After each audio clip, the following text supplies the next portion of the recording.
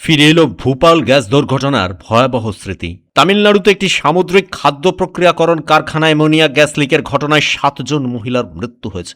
৬৭ জন কর্মীকে হাসপাতালে ভর্তি করা হয়েছে। ঘটনাটি ঘটেছে তামিলনাড়ুর তিরুভাল্লুরের পারিয়াপল্লামের কাছে মঞ্জনগারনাইয়ে।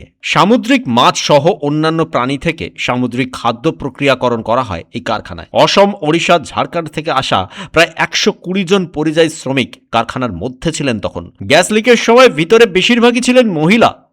অনেকেই শ্বাস নিতে পারছিলেন না, কারো কারো আবার মুখ ও নাক দিয়ে রক্তপাত হচ্ছিল। কারখানার অসুস্থ কর্মীদের সঙ্গে সঙ্গে হাসপাতালে ভর্তি করা হয়। তিরুভাল্লুরের ডিস্ট্রিক্ট কালেক্টর এস কবিতা জানিয়েছেন, অসুস্থ কর্মীদের মধ্যে ২১ জনকে নিয়ে যাওয়া হয়েছে ভেলস হাসপাতালে, বাকিদের অন্যান্য হাসপাতালে নিয়ে যাওয়া হয়। আশঙ্কাজনক অবস্থায় ৯ জনকে নিয়ে যাওয়া হয়েছে স্ট্যানলি মেডিকেল কলেজ হাসপাতালে। ইতিমধ্যেই ঘটনাস্থলে পৌঁছেছে পুলিশ ও জাতীয় বিপর্যয় মোকাবেলা বাহিনী। কেমিক্যাল, বায়োলজিক্যাল, রেডিওলজিক্যাল ও নিউক্লিয়ার রেসপন্স টিমও দ্রুত সেখানে পৌঁছে গেছে। ৩০ জনের একটি দল ইতিমধ্যেই কারখানার চারপাশের অঞ্চলকে ঘিরে নিয়েছে। কারখানা থেকে নির্গত বিষাক্ত গ্যাস যাতে ছড়িয়ে না পড়ে সেদিকে নজর রাখা হচ্ছে। তবে ঠিক কি কারণে গ্যাস লিক করলো তা অবশ্য জানা যায়নি। পারিয়াপাল্লামের পুলিশ ইতিমধ্যে একটি কেস রেজিস্টার করেছে। শুরু হয়েছে তদন্ত।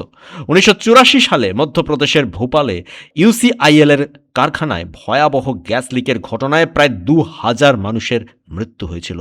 ৫ লক্ষ মানুষ এই ঘটনার শিকার হয়েছিলেন। বহু মানুষের অঙ্গহানি হয়েছে। তামিলনাড়ুর এই ঘটনা ফের একবার সেই ভয়াবহ স্মৃতি উস্কে দিচ্ছে। ব্যুরো রিপোর্ট, পূবের কলম ডিজিটাল।